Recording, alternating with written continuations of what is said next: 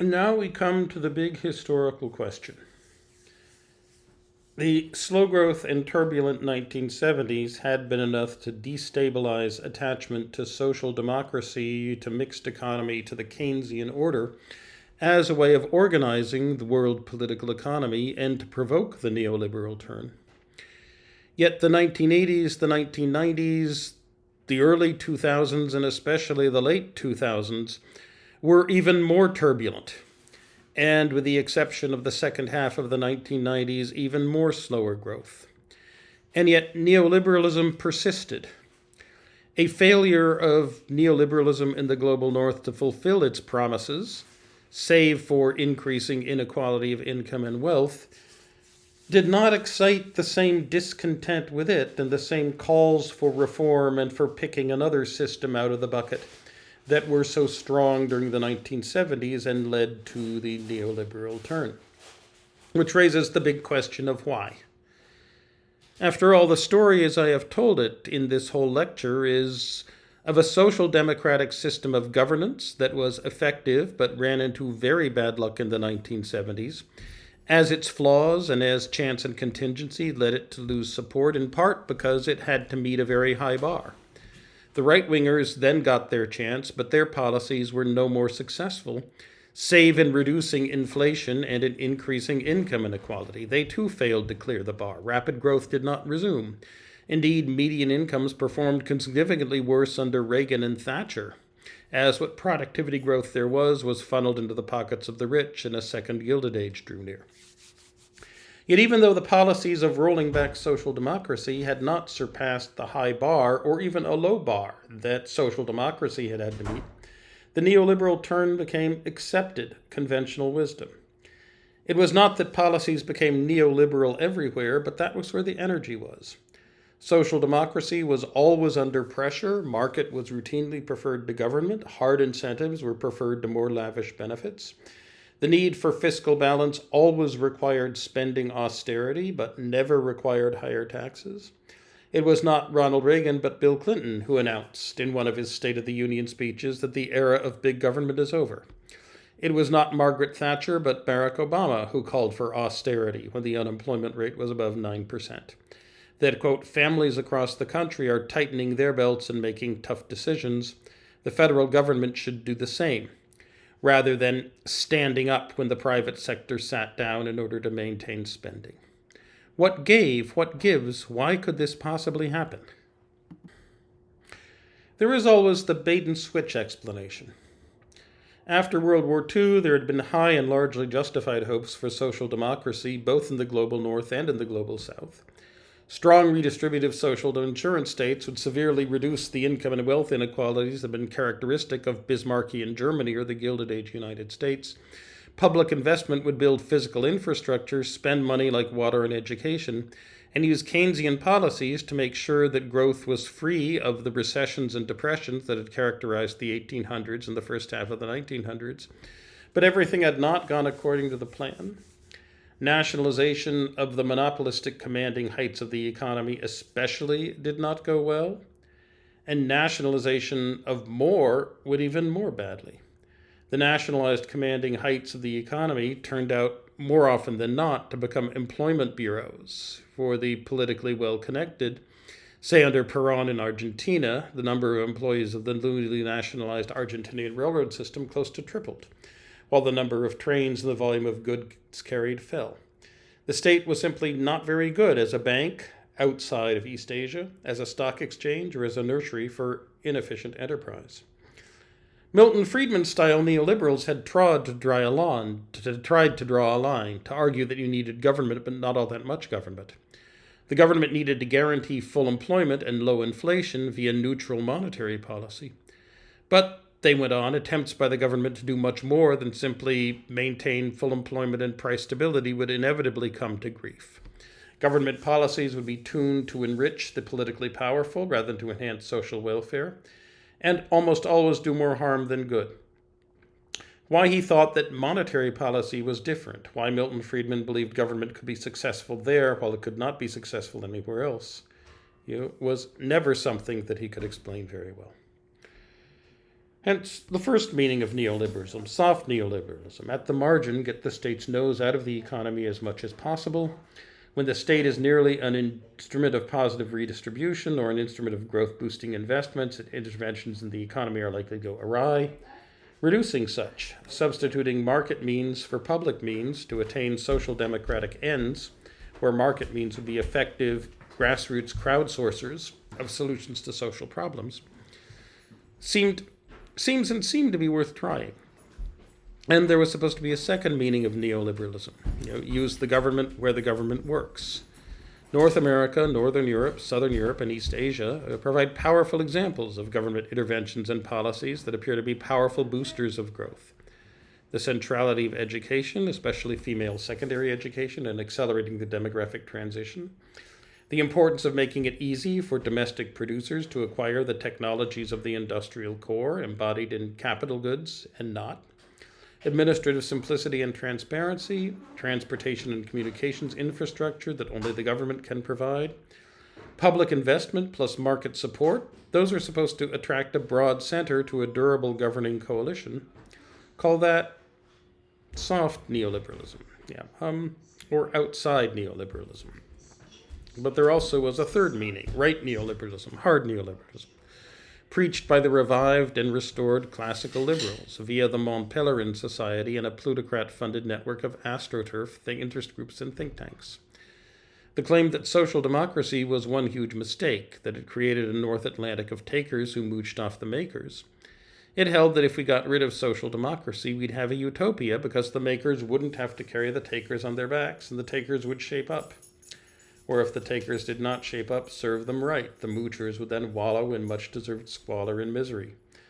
And the makers would not have to, as they do now, suffer the pain of watching moochers live tolerable lives. Within the neoliberal community, the argument for the left rather than the right-wing version was that neoliberalism needed to support rather than replace social democracy, because social democracy was, in the long run, the only system that could underpin a market economy that reserves space for private property, private enterprise, and individual liberty. Therefore, the right had better shut up and try to make social democracy work as well.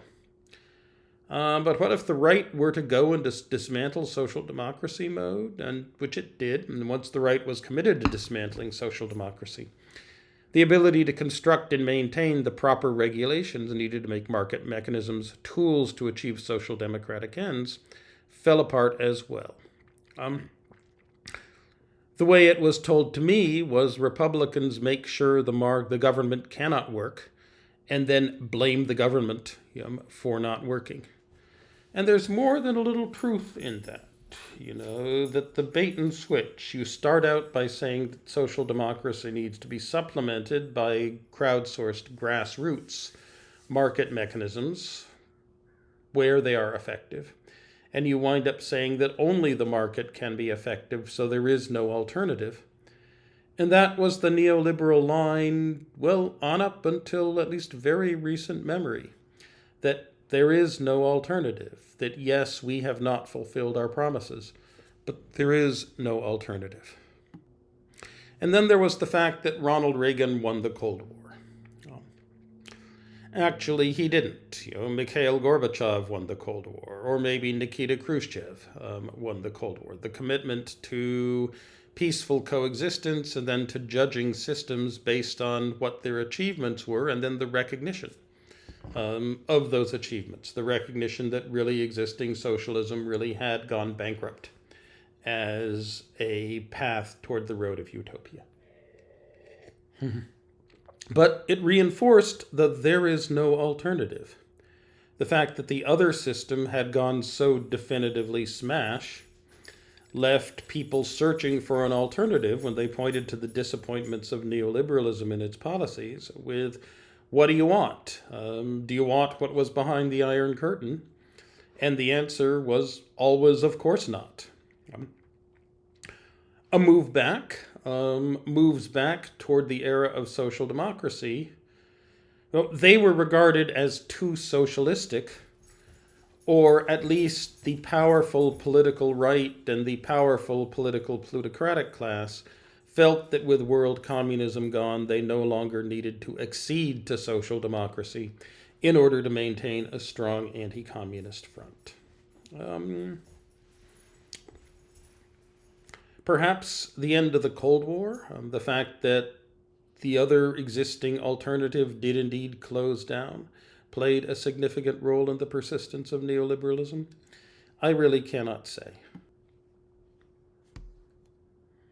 What neoliberalism did do was bring on a second Gilded Age.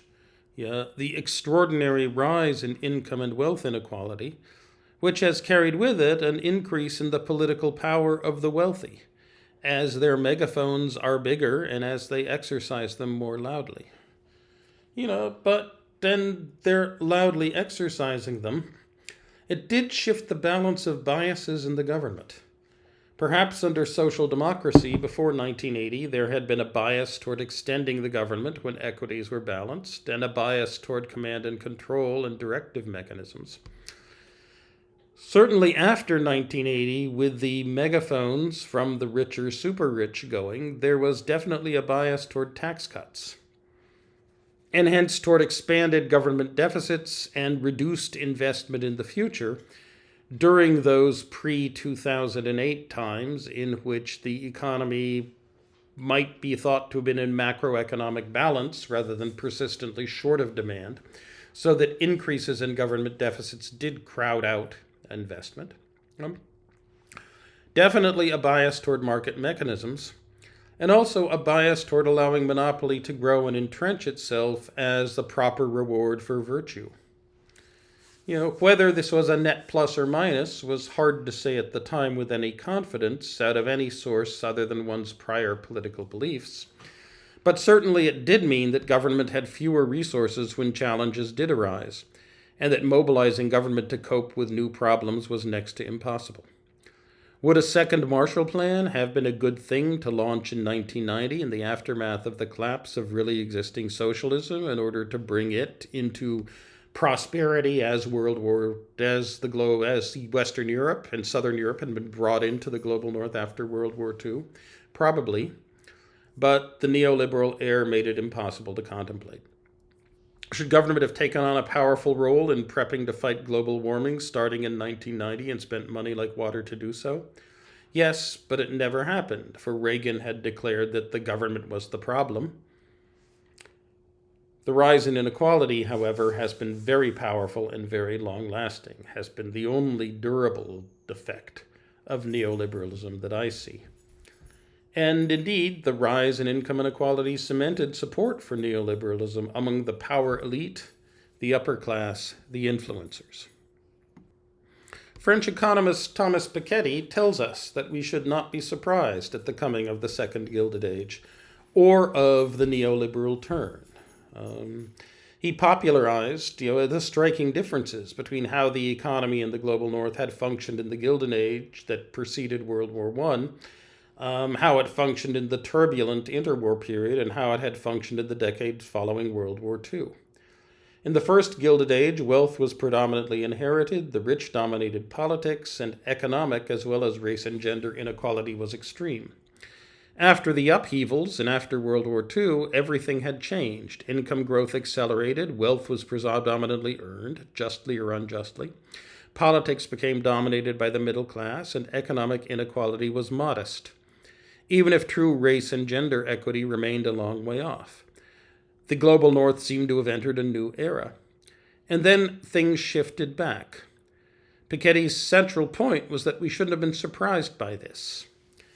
In a capitalist economy, it is normal for a large proportion of wealth to be highly unequal distributed, and it's normal for a large proportion of wealth to be inherited.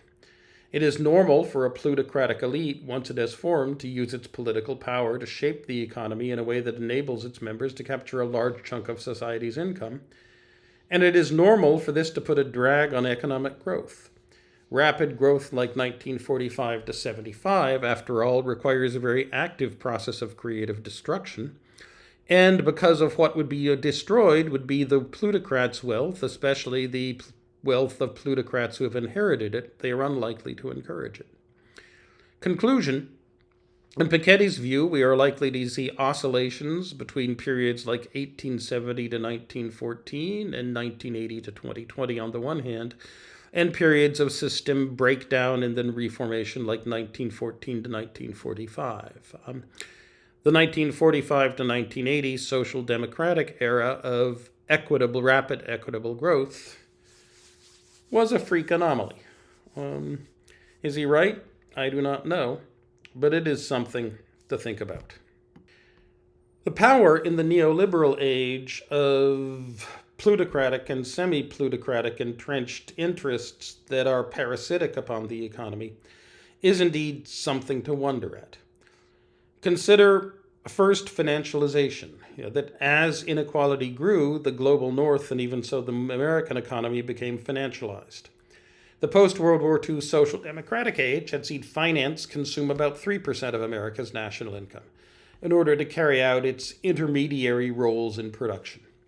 But today, at the height of the second Gilded Age, that percentage is more like 8%. Is the US getting good value from the extra 5% of national income now going into the pockets of financiers? It seems very unlikely. At a typical 5% annual real interest rate for risky cash flows, diverting that large a share of resources away from goods and services directly useful this year, that's a good bargain only if it boosts overall annual economic growth by 0.3%, or 6% per 25-year generation. But there are no signs that the U.S. economy today would be 6% less productive if it had had the finance insurance system of 1950 over the past generation. A well-functioning financial system provides insurance by diversifying and thus dissipating some risk, and otherwise matching those who fear risk with those who can comfortably bear it, matching large, illiquid investment projects with the relatively small pools of money contributed by individual savers, improving opportunities to borrow and lend. They allow one to spend more when one's poor and save more when one's rich, improve the ease of transactions, and improve corporate governance. The ease of transactions is greatly improved in our current financial system relative to the past, but the rest, it hasn't provided any of that. It's hard to see what a 3% of national income finance system like the one in the 1950s failed to do that is worthwhile. It is easy to see lots of things that our 8% system does that are destructive. And financialization is only one of the large deadweight drags that the second Gilded Age has placed on the American economy. There is also the 8% of national income that is devoted to healthcare administration, because we are opposed to national health insurance here in America in the second Gilded Age, because the moochers might benefit somehow. And so we spend almost twice as large a share of our national income as healthcare as other countries do, and fully half of that is simply administration. Attempts by insurance companies to keep from paying bills, attempts by doctors to get insurance companies to pay bills. And then there is the 8% or so of excess upper class consumption, which has a very low weight in any utilitarian social insurance calculation that the income inequality of the second Gilded Age has gained us. This excess consumption by the rich was supposed to incentivize them to work harder and make economic growth faster for everyone. It has not done so.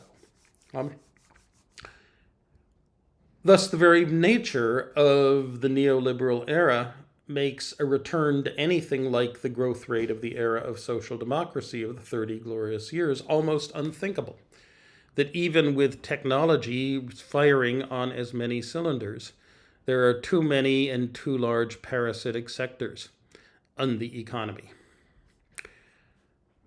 The neoliberal turn in the global north, and especially the United States, was made without looking forward to 2007 on to 2010. The devotion of a great deal of skill and enterprise to finance and insurance sector did not pay obvious economic dividends. And the reason is there are two sustainable ways to make money in finance. The first is to find people with risks that need to be carried and to match them with people with unused risk-bearing capacity. The second is to find people with risks and match them with people who are clueless about what risks they are being asked to bear, but who have money. It seems likely that most of the growth in finance stems from a rising share of financial professionals who undertake the latter. One consequence in America of the coming of the second Gilded Age was that when the Great Recession came along, and when recovery from the Great Recession was delayed and hesitant, the government and the political system barely seemed to care. A good part of the reason was the rich's dominance of public discourse. And with the growing inequality of the second Gilded Age, for the rich there was no crisis. Those who fell in the top strata regarded themselves as doing well. And indeed there were. But for everyone else, roughly 90% of the US population, there has been no visible jump in income shares relative to 10 or 20 years ago to offset what looks to be a permanent lost decade. The increased turn in America toward animosity on the political right towards people who are not white, whose grandparents were not born in the United States. It's conventional to make fun of those who blame the Tea Party of the early 2010s on economic anxiety. This is, I think, short-sighted and wrong. For many people, the economy since 2007 and perhaps since 1975 has proved gravely disappointing. They seek an explanation and for something to change. That they tack on to weaknesses in their own upbringing and irrationality in their thinking, that does not mean they have not been disturbed by something very, very real.